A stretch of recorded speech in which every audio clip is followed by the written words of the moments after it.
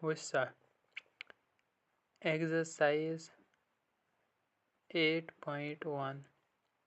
question number 11 part number 2 چھُ وَنان sec A چھُ برابر 12/15 12/5 for some angle A sec A equals to 12/5 for some value of angle A دَپان کیٛاہ یہِ ہیٚکہِ یہِ چھا ٹرٛوٗ کِنہٕ یہِ چھِ فالٕس کہِ sec A اگر 12/5 چھِ یہِ ہیٚکہِ ٲسِتھ کُنہِ angle A خٲطرٕ ہیٚکہِ sec A یَس ویلیوٗ ٲسِتھ یہِ وٕچھ سا أسۍ کَرو وۄنۍ یہِ کٕلیَر اَسہِ چھِ پاے sec A چھُ آسان برابر اُلٹہٕ یعنی کہِ reciprocal of cos 1/cos cos چھُ آسان بیس باے ہایپاٹنیوٗز اِسلیے sec A بَنہِ ہایپاٹنیوٗز باے بیس ہایپاٹنیوٗز باے بیس باے ہایپاٹنیوٗز چھُ آسان sec یہِ بَنہِ تَمیُک ریسپروکل ہایپاٹنیوٗز باے بیس تیٚلہِ کیٛاہ نیرِ ہایپاٹنیوٗز نیرِ ییٚتٮ۪ن 12 ڈِوایڈ باے بیس کیٛاہ نیرِ 5 أسۍ نِمو پَتہٕ اَمہِ حِساب ہیٚرِ تہِ کے بۄنہٕ تہِ کے گژھِ کینسل تہٕ بیٚیہِ 12/5 اِسلیے نِمون أسۍ ہایپاٹنیوٗز 12K بیس نِمون 5K اگر وۄنۍ أسۍ ترٛیٚیِم سایڈ وٕچھو نا ترٛیٚیِم سایڈ سُہ اگرے أسۍ ترٛاوو نا یِتھَے کٔنۍ اَکھ ویلیوٗ اَمہِ مطلب گوٚو تیٚلہِ چھِ یہِ ویلِڈ sec A equals 12/5 تیٚلہِ چھِ ویلِڈ کیٛازِ اگر سُہ پازِٹِو درٛاو سُہ سایڈ تہِ ییٚمہِ PGT تھرٛوٗ کیٛازِ زٕ سایڈٕ درٛاے اَسہِ ییٚمہِ حِساب أکِس ٹرٛاینٛگلہِ منٛز أکِس رایٹ اینٛگٕل ٹرٛاینٛگلہِ منٛز کیٛاہ رایٹ اینٛگٕل ٹرٛاینٛگٕل sec A ہٮ۪کو نا أسۍ کٔڑِتھ سُہ گوٚو چھُ آسان ہایپاٹنیوٗز باے بیس مگر یہِ چھُ وۄنۍ اورَے دِتھ سمجھ آوا یہِ چھُ اورَے دِتھ تَمہِ مطلب گوٚو ہایپاٹنیوٗز درٛاو 12K بیٚیہِ درٛاو 5K وۄنۍ وٕچھو أسۍ بیٛاکھ سایڈ اگر سُہ تہِ درٛاو پازِٹِو یعنی ویلِڈ درٛاو تیٚلہِ وَنو یَس یہِ چھُ ٹھیٖک وٕچھ سا اَسہِ چھِ مگر پَے ہایپاٹنیوٗز سُکیر چھِ آسان برابر بیس سُکیر پٕلس پٔرپٮ۪نڈِکیوٗلر سُکیر ہایپاٹنیوٗز سُکیر مگر مےٚ کیٛاہ کَرُن پٔرپٮ۪نڈِکیوٗلر سُکیر کیٛازِ بیس تہٕ ہایپاٹنیوٗز چھِ مےٚ دِتھ مےٚ چھُ وۄنۍ وٕچھُن ترٛیٚیِم سایڈ پی سُکیر نیرِ ٹھیٖک سُہ نیرِ پازِٹِو پی سُکیر اگر بہٕ ییٚتٮ۪ن کَڑان سُہ نیرِ مےٚ یہِ بیس سُکیر تاران بہٕ یور تَتہِ بَنہِ ماینَس ہایپاٹنیوٗز سُکیر ماینَس بیس سُکیر وٕچھ سا پی سُکیر روزِ ہا رایٹ ہینٛڈ سایڈَس منٛز تَتہِ بَچہِ ہا بی سُکیر تارٕ بہٕ یور سُہ بَنہِ ایچ سُکیر ماینَس بی سُکیر دٔچھنہِ سایڈٕ بَچہِ ہا پی سُکیر وۄنۍ لیوٗکھ مےٚ یہِ یِتھ کٔنۍ کیٛاہ پی سُکیر لیوٗکھُم لیفٹ سایڈَس منٛز پَتہٕ لیوٗکھُم یُس کھوورِ سایڈٕ بَچہِ ہا نا ایچ سُکیر ماینَس بی سُکیر سُہ لیوٗکھُم رایٹ ہینٛڈ سایڈَس منٛز اَمہِ پَتہٕ پی سُکیر ایچ سُکیر چھُ مےٚ 12K تَمیُک سُکیر ماینَس بی سُکیر میٖنٕز ماینَس 5K کا سُکیر یِتھَے کٔنۍ یہِ نیرِ 144 کیٛازِ 12 تہِ سُکیر کے یَس تہِ سُکیر 144K سُکیر ماینَس 25K سُکیر اگر وٕچھَن بہٕ 14 والو 5 تہٕ 9 ییٚمہِ منٛز تارو یِہوٚے اَکھ تِم بَنے 14 والو 5 تہٕ 9 ییٚتہِ بَچے 13 والو 2 تہٕ 119K سُکیر یِتھَے کٔنۍ گوٚو پٔرپٮ۪نڈِکیوٗلر کیٛاہ درٛاو مےٚ تیٚلہِ یہِ درٛاے مےٚ پی سُکیر پی سُکیر مگر پٔرپٮ۪نڈِکیوٗلر کَتہِ نیرِ پَتہٕ √119 سُہ گژھِ مگر روٗٹ یہِ کے سُکیرَس تہِ اَکھ یی یَتھ تہِ بیٚیہِ یَتھ تہِ مگر یَتھ گژھِ کینسَل روزِ √119K یہِ چھُ ویلِڈ چھُنہ پٔرپٮ۪نڈِکیوٗلر ہیٚکہِ ٲسِتھ √119 ییٚلہِ سُکیر روٗٹ نِمو نا سُہ ہیٚکہِ کینٛہہ پازِٹِو ویلیوٗ یی سُہ یِتھ کٔنۍ √3 چھِ یِوان 1.7 یِتھَے کٔنۍ √119 نیرِ کینٛہہ ویلیوٗ اَمہِ مطلب گوٚو پٔرپٮ۪نڈِکیوٗلر تہِ درٛاو یَتھ اینٛگلَس پٮ۪ٹھ چھُ گژھان سیٹِسفاے اَمیُک مطلب گوٚو یُس زَن یہِ sec A چھُ فار سَم اینٛگٕل A خٲطرٕ چھُ اَسہِ یہِ ویلیوٗ کیٛاہ ڈِفاینٕڈ یہِ چھُ ایٚگزِسٹ گژھان أسۍ وَنو تیٚلہِ دِس option is true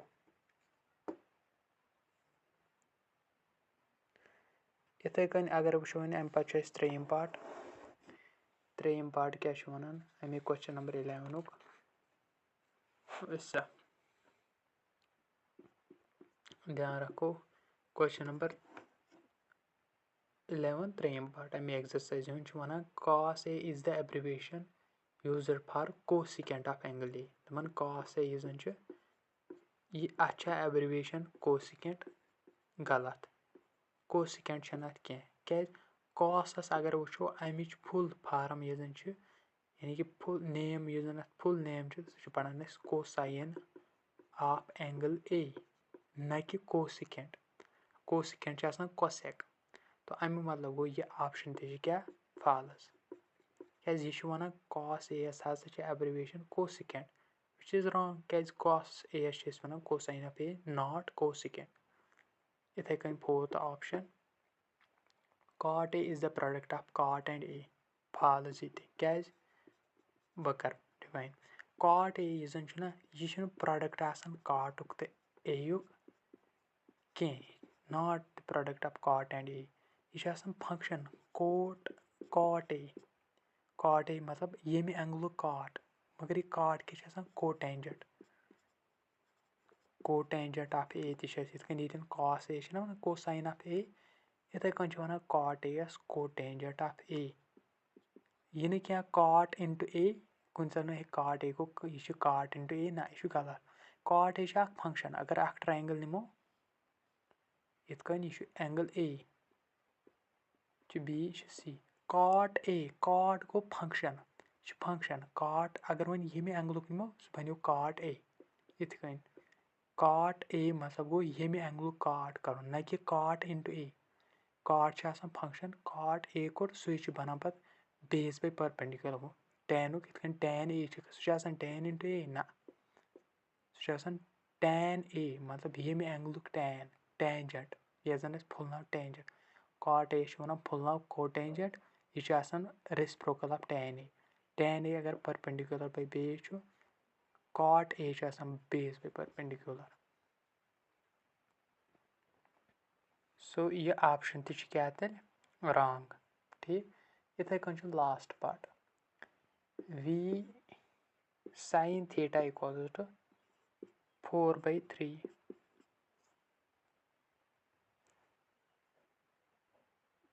part fifth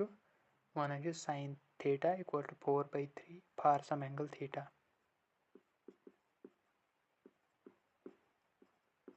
क्या यह ठीक वुच सा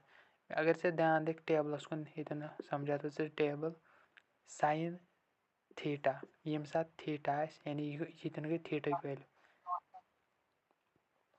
ध्यान सान गौर सान बोझ माइक्रोफोन को ऑफ करो जब समझ ना आए तब देखो साइन ये को थीटा वैल्यू वुच सा योर निम एंगल ध्यान था sin थीटा योर निम थीटा यम साथ 0 डिग्री यम साथ क्या 45 डिग्री यम साथ क्या 60 यम साथ 90 0 डिग्री 30 डिग्री वुचा यम साथ वुचा योकन था ध्यान sin थीटा यम साथ थीटा ना 0 डिग्री के लिख में यानी ये theta angle 0 degree sin theta यानी sin 0 डिग्री बनना क्या यम साथ एंगल थीटा 0 डिग्री ये sin थीटा क्या बन sin 0 डिग्री तम साथ वैल्यू अत sin 0 0 इथे कन थीटा यानी यम साथ थीटा वन 30 डिग्री ये क्या sin 30 डिग्री sin 30 डिग्री 1/2 इथे कन sin 45 degree sin 45 degree 1/√2 sin 60 √3/2 90 degree 1 वुच सा अगर च वुचक ना साइनस यह वन क्या साइनस आ वैल्यू 4/3 4/3 अगर वुचो ना सह गो ग्रेटर देन 1 ना 3 1 जार ये डिवाइड करो 3 1 जार 3 तथ बज ना पत कर डेसिमल बन यानी कि यह बन 1 पॉइंट समथिंग ग्रेटर देन 1 मगर अगर ये वुचक ना साइनस वैल्यूज अगर वुचो हमेशा अमिक वैल्यू लाई करेंगे ध्यान greater than 0 greater than 0 less than 1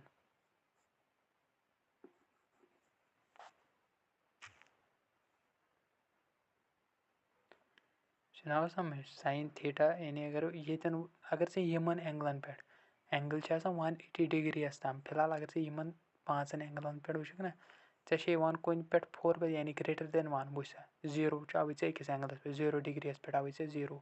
30 degree पे 1/2 1/2 गो 0.5 which is less than 1 go greater than 1 आवे अतन क्या यानी 4/3 ग्रेटर देन 1 सु आवे यमन एंगलन पे 1/√2 गो सु क्या लेस देन 1 ना कि ग्रेटर देन 1 √3/2 √3 अगर वो सु 1.7 डिवाइड बाय 2 गो ना ओबियसली सु less than 0 sorry 1 less than 1 1 खुद बोड़ यी इथे कन यह 1 आवा यह 1 खुद बोड़ ना sin 90 डिग्री पे 1 यह 1 खुद लकुट मगर ये वन sin θ = 4/3 यह कुन एंगलस पे ना यह जहन तह वन अगर हम यह गि थवन याद वन वन यह थवन रिमेंबर इतन sin θ यह sin θ अत वैल्यू लाई कर -1 पे वो मतलब sin θ एंगल कह इन चोरन एंगल पे वो लेस देन 1 मगर अकिस पे वो 1 90 पे 1 साइनस ती sin θ ग्रेटर आर इक्वल अमुक मतलब वो अगर बह खोड़ कन लिख ना ये साइनस बुत योकन यानी less than -1 less than sine गो ग्रेटर देन अगर साइन किस हिसाब में वो ना साइनस मतलब गो साइन ग्रेटर देन कम खोत -1 खोत लेस 1 खोत मगर इक्वल टू 1 सती लगो ना मे ये पे इक्वल टू 1 साइन तवे ये लिखमुत मे less than or equal to 1 क्या इक्वल टू 1 यह 90 डिग्री पे बे कर लाई कत दरमियान -1 पे +1 तम सो लिख मे कि -1 टू +1 आवा समझ तवे यह क्वेश्चन क्या फॉल्स इज ग्रेटर देन हेक कुन पे साइनस यह साइन वैल्यू हेक ग्रेटर देन कुन एंगलस पे ये वैल्यू के ग्रेटर देन 1 साइनस कुन एंगलस पे it is not possible so it is false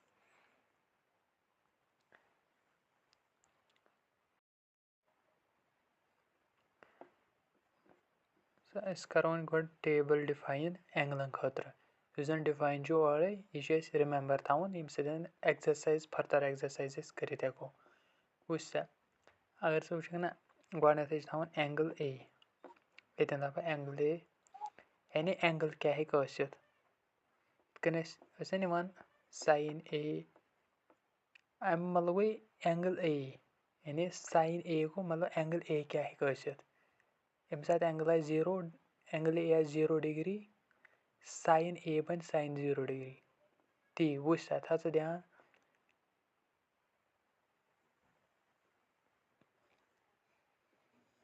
इत कन बन टेबल यानी योर रोजन एंगल्स यानी एंगल ए यम सात 0 डिग्री आए 30 डिग्री यूजुअली यम जन यूज एंगल्स मन खतर आज थवन 0 डिग्री 30 डिग्री 45 डिग्री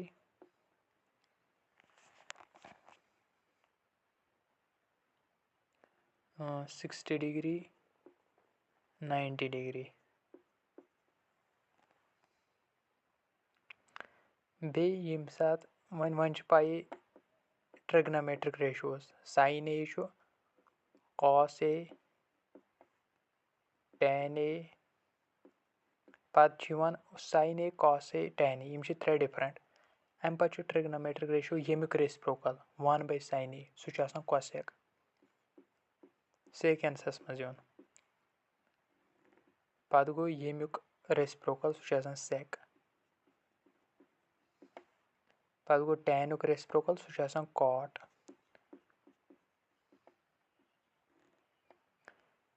यह बुक पे लिखित थी याद वन वन जबानी साइन यह पढ़ान sign A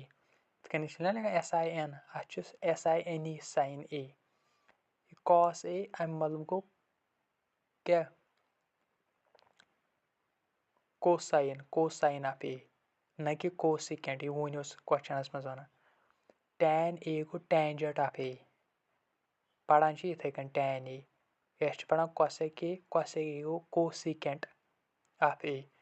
sec A secant of A cot A means cotangent of A बस वन याद कर इत कन नेम क्या फुल नेम सह बुक पे लिखित वह थवन ध्यान एंगल ए ये सात 0 डिग्री मतलब वो साइन ए यह कनिक सह निवान मतलब एंगल ए क्या अगर angle A 30 degree sine 30 degree वन ये एंगल ए यानी यह की एंगल साइन कड़ान कड़ान जनरल में एंगल ए ये सात दिख कह एंगल जनरल खतर निवान साइन ए गो परपेंडिकुलर बाय हाइपोटेन्यूज ये सात एंगल दिख कह वन एंगल दिख यानी इत कन ट्रायंगल यह ए यह बी यह सी कड़ान यह साइन ए जनरलस मज कड़ान क्या 30 डिग्री 20 डिग्री कड़ान साइन ए यानी साइन ए बराबर परपेंडिकुलर बाय हाइपोटेन्यूज मगर वन ये सात 30 डिग्री यह बन साइन 0 डिग्री अगर 0 डिग्री 30 डिग्री अगर 30 डिग्री पत यी सुई आंसर रोज सुई क्या परपेंडिकुलर बाय हाइपोटेन्यूज मगर ये गस एंगल चेंज वन ओडे एंगल डिफाइन यानी कि वैल्यूज क्या इन एंगलन पे सुई याद थवन जन यूज वो सात ध्यान था ये सात एंगल ए 0 डिग्री साइन ए क्या बन साइन 0 डिग्री बन ना ए 0 डिग्री बन साइन 0 डिग्री सह थवन याद बराबर 0 साइन 0 इज 0 साइन 30 डिग्री ए 30 डिग्री एंगल 30 डिग्री ध्यान था एंगल 30 डिग्री साइन ए के बन साइन 30 डिग्री क्या ए 30 डिग्री गो साइन 30 डिग्री कह बराबर 1/2 याद थवन ये सात एंगल 30 डिग्री यह बन साइन 30 डिग्री सह बराबर 1/2 ये सात ए 45 डिग्री साइन 45 डिग्री बराबर 1/√2 इथे कन ये सात ए एंगल 60 डिग्री साइन ए यानी साइन 60 डिग्री √3/2 यम 4 5 ये सात ए 90 डिग्री एंगल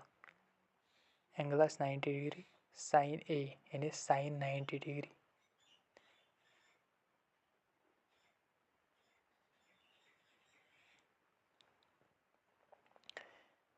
4 5 एंगल याद थवन बस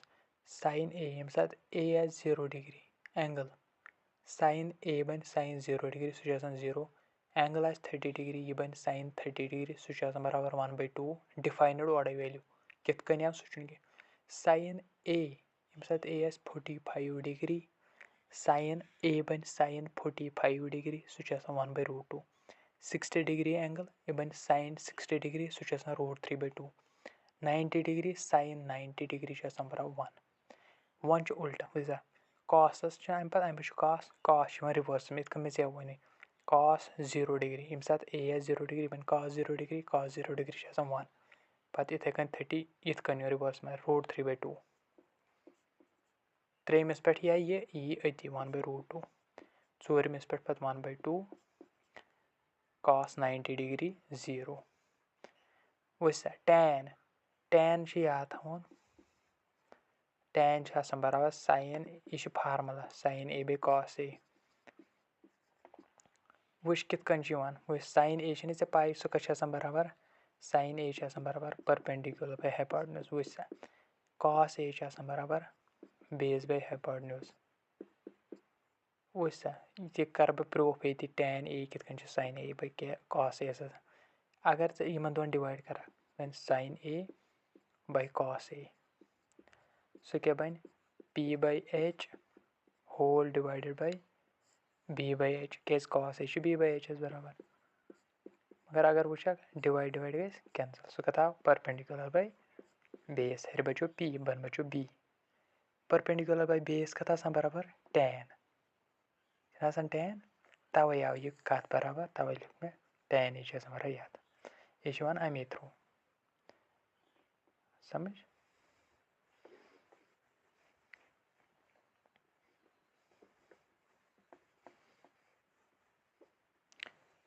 वैसा टैन ए बराबर sine A bay cos A ऐ कर टैन 0 डिग्री वैसा सो टैन 0 डिग्री नेर साइन 0 کیٛازِ اینٛگٕل چھُنہ اے ییٚمہِ ساتہٕ اے نیوٗ زیٖرو سُہ گژھِ ییٚتی یوت سُہ یی ییٚتٮ۪ن تہِ ساین زیٖرو باے کاس زیٖرو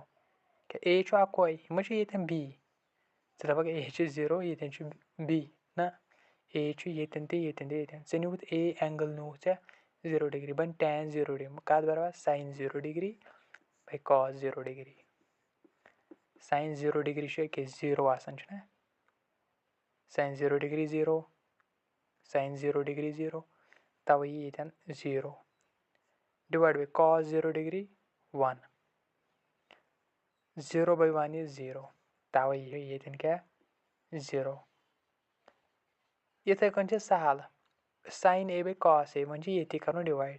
یہِ ہوو مےٚ ژےٚ وۄنۍ کِتھ کٔنۍ چھِ اَصلی آسان 1 باے 2 کَرو ڈِوایڈ √3 باے 2 تَتہِ یی ٹین اے وٕچھ سا 1 باے 2 کَرٕ بہٕ ڈِوایڈ √3 باے 2 ییٚتہِ تہِ چھِ ڈِوایڈ سیم ییٚتہِ تہِ چھِ ڈِوایڈ سیم یہِ گژھِ کٮ۪نسَل صُبح ہیٚرِ بَچہِ 1 بۄنہٕ بَچہِ √2 مگر ڈِوایڈ چھِنہٕ 1 باے √3 وٕچھ کِتھ کٔنۍ ہیٚرِ بَچہِ 1 یوت ییٚتہِ بَچہِ نہ √3 ہیٚرِ بَچو 1 ڈِوایڈ چھِنہ أتی ڈِوایڈَس منٛز یی کیٛاہ √3 سُے لیوٚکھ مےٚ وۄنۍ چھُ 1 باے √2 کَرُن ڈِوایڈ 1 باے √2 ٹین اے کَڑنہٕ خٲطرٕ ساین باے کاس ساین چھُ یہِ کاس چھُ یہِ سُے نیرِ ٹین 45 ڈِگری کیٛاہ وٕچھ سا 1 باے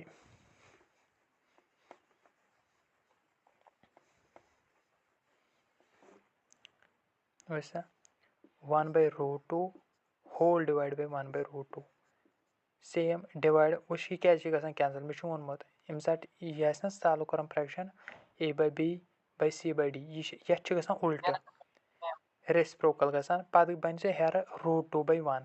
یَتھ گژھِ اِنٹوٗ یہِ اُلٹہٕ √2 باے 1 √2 گژھِ کٮ۪نسَل اِسلیے چھِ أسۍ کَران ییٚتی پَتہٕ ڈِوایڈ کیٛازِ یَتھ تہِ چھُ ڈِوایڈ سیم یَتھ تہِ چھُ یہِ گژھِ کٮ۪نسَل بَچو 1 باے 1 1 باے 1 کیٛاہ گوٚو 1 हाँ अपना माइक्रोफोन बंद रखो और सुनो √3 बाई 2 1 बाई 2 ये कत नेर वैल्यू वैसा tan 60 डिग्री है tan 60 degree Ner sin 60 degree divided by cos 60 degree मगर sin 60 डिग्री के वैल्यू √3 बाई 2 तब लिख में डिवाइडस में cos 60 degree 1 by 2 2 2 cancel √3 by 1 बचो ना हेर बचो √3 बन 1 √3 बाई 1 सो √3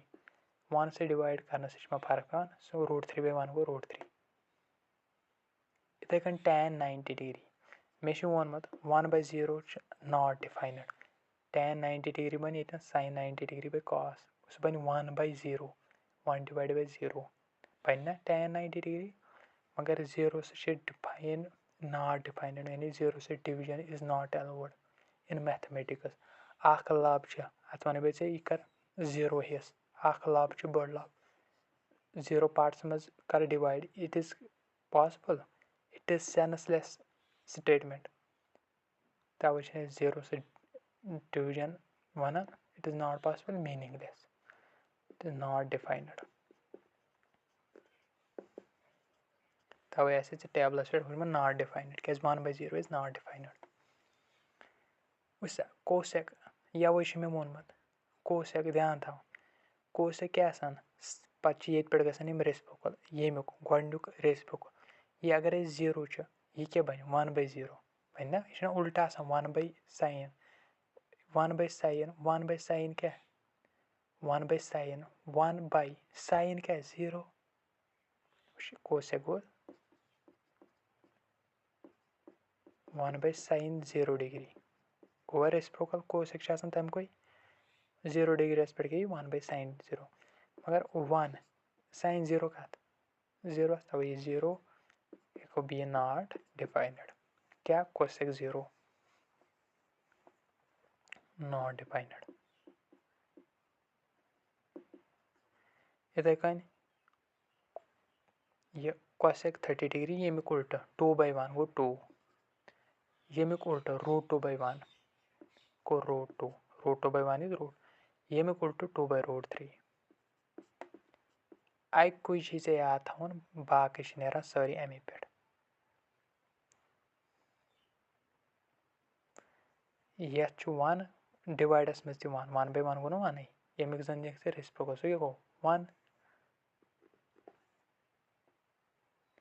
यमिक रेसिप्रोकल क्या गो साइन 90 डिग्री अच्छा कोसेक 90 डिग्री सो गो 1/sin 90 degree 1 divide by sine 90 degree 1 सो गो 1/1 विच इज 1 तवे sec a यमिक रेसिप्रोकल 1/1 गो 1 यमिक रेसिप्रोकल मीन्स यथ कर उल्ट 2/√3 cos √2/1 means √2 2/1 means 2 यथ 0 अगर वो ना डिवाइड 1 वन ये cos a निमो ना यानी sec a cos 90 डिग्री बराबर 0 sin 90 डिग्री कत नेर बराबर 1/cos नेना मगर 1/cos 1 डिवाइड बाय cos क्या 0 1/0 इज नॉट यानी यमिक रेसिप्रोकल वही 1/0 की नॉट डिफाइंड cot a यमिक उल्ट यह 0/1 सो बन 1/0 नॉट डिफाइंड यमिक उल्ट cot 30 degree tan 30 degree reciprocal √3/1 which is √3 यमिक उल्ट cot a बन tan उल्ट हर कुन एंगलस पे ये तन बन यमिक ये तन बन यमिक यह 1 बन 1 √3/1 बन 1/√3 कैज 1/tan 1/tan वो 1 tan क्या √3 ना तवे डिवाइड में √3 इथे कन यह नॉट डिफाइंड ही ये तन नॉट डिफाइंड अब समझ इत कन वो टेबल कंप्लीट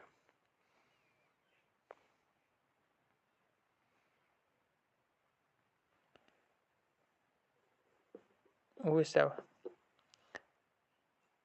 tan a को रेसिप्रोकल वैसा tan a जो बराबर अगर वो क्या तो बराबर 1/0 हो सा यह 1/0 क्या नॉट डिफाइन वन अगर cot a काढ़ो सो क्या वो अमिक उल्ट 1 डिवाइडेड बाय ये सारी वैल्यू 1/0 गोवा गो ना 1 डिवाइड बाय 10 सो cot मगर 10 वैल्यू वन 1/0 यह लिख में 1 डिवाइडेड बाय 1 into 0 यह बने 1 into 0/1 ये डिनोमिनेटर्स में सह उल्ट यानी 0 खस मल्टीपल हुस रोज तथी डिवाइड सो यह बने 0 into 1 0 डिवाइड बाय 1 सो गो 0 तब ये cot a वैल्यू क्या मैं लिखे ये कोस 1 वुश 1 वुश cot वन ना मेरे ये क्या tan रेसिप्रोकल 1/10 वन में ओत्र रेसिप्रोकल क्या गो ये अगर tan क्या cot a तमिक reciprocal mean 1/10 tan 1/0 cot a का नेर बरा 1 divide by tan a value सो 1 डिवाइड बाय 0 तब लिख कि 1/0